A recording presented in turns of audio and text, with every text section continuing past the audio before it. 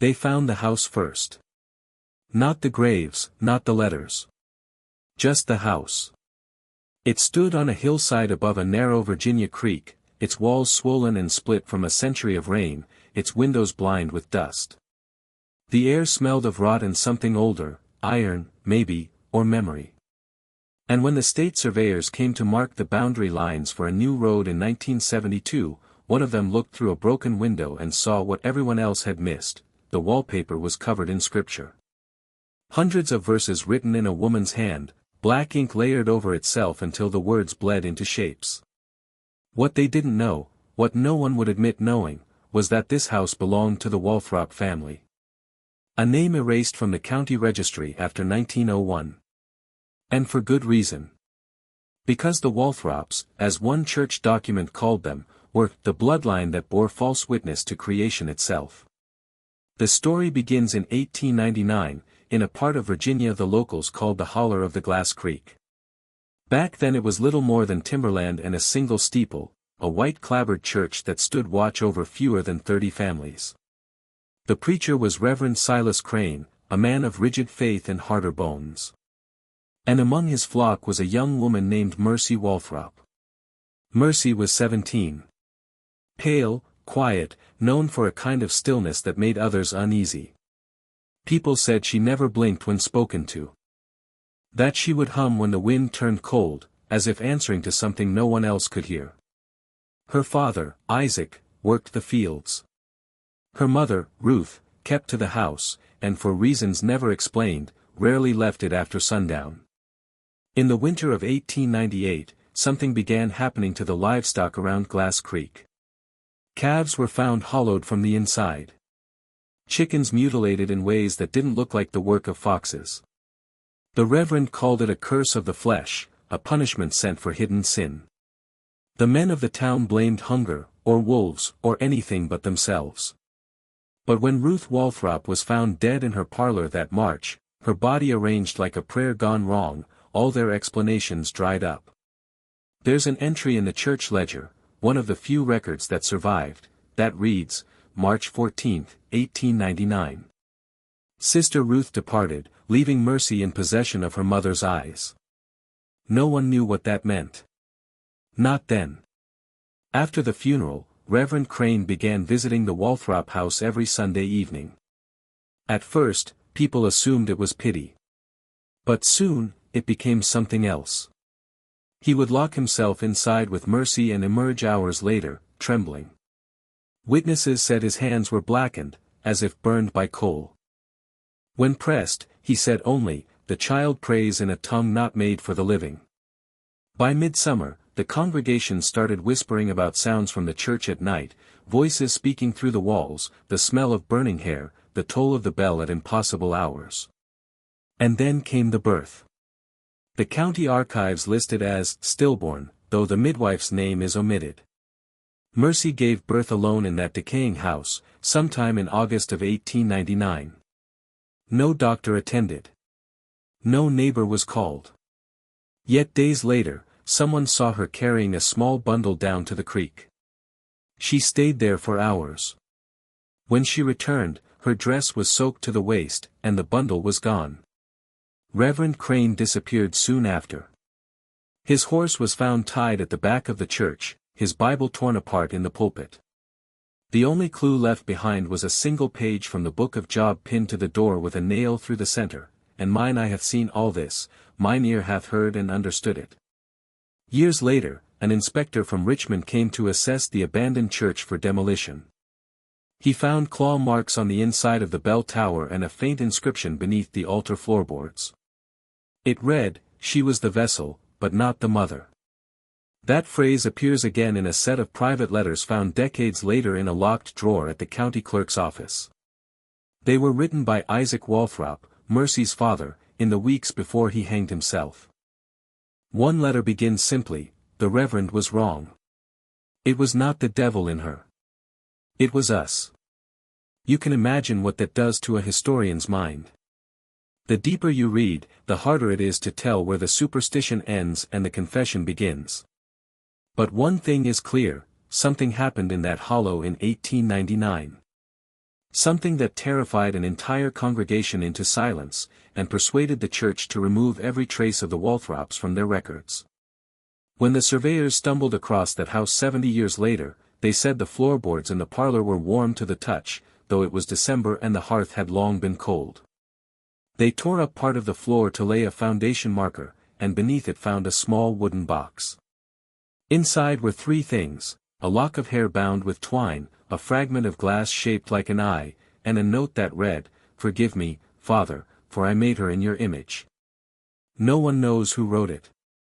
But the handwriting matches the same script scrawled across the wallpaper, chapter and verse upon verse, over and over, until the words became an incantation. And beneath all the ink, one sentence, written only once, in a darker hand: "She still walks where the blood was buried." When you hear a story like that, you start to understand why some parts of history are meant to stay hidden.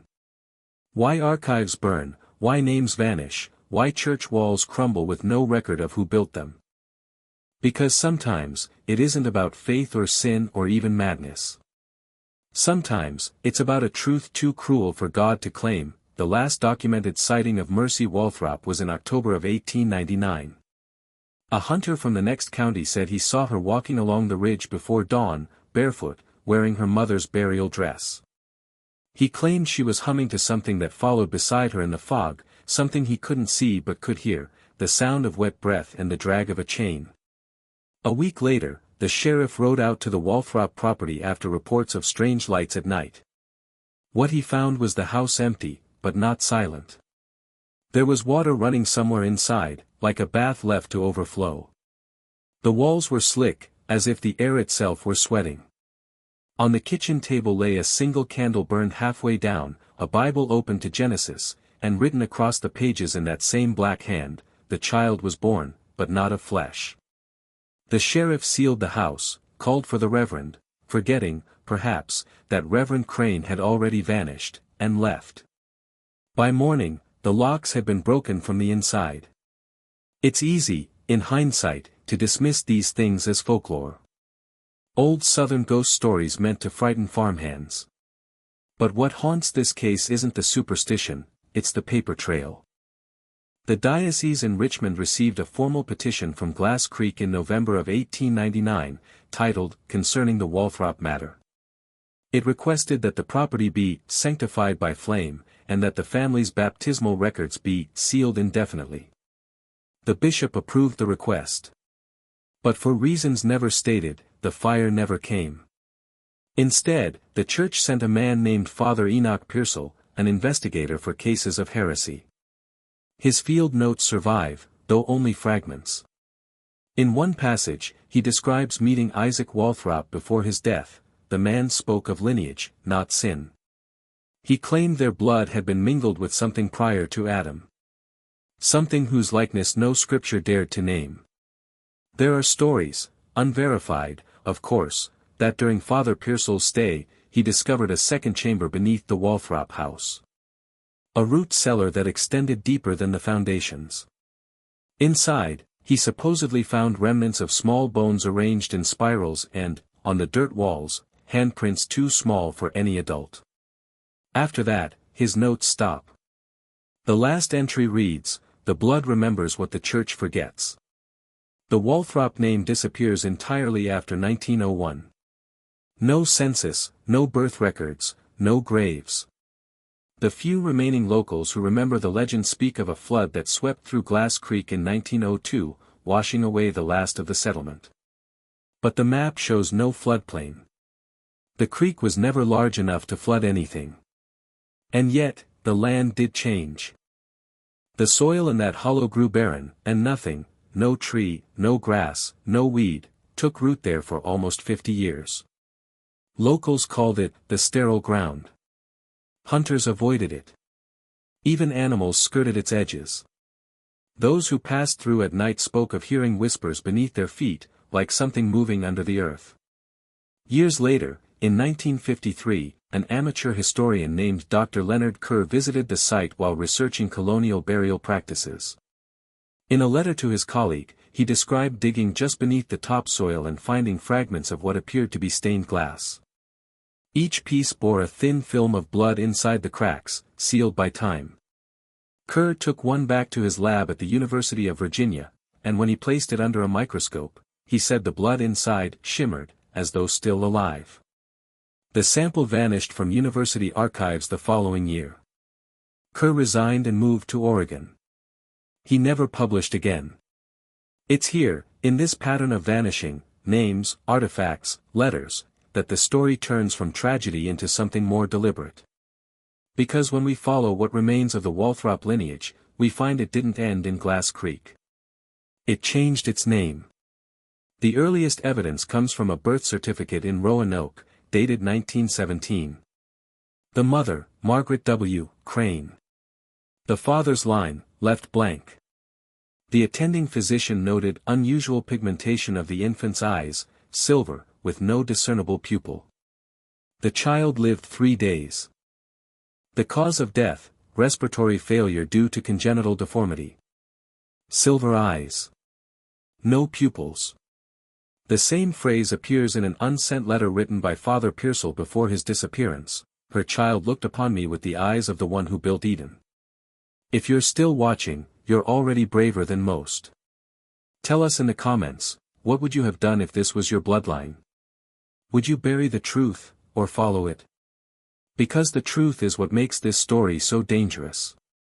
Not the superstition, not the church politics, but the possibility that it might all be true. That the Walthrop family carried something ancient in their blood. Something older than faith, older than man. In the 1970s, after the surveyors uncovered the house, a team from the Virginia Historical Society cataloged what they found. Among the items was a photograph, preserved between pages of scripture. It shows a woman, possibly Mercy, standing before the church steps. She's holding a baby.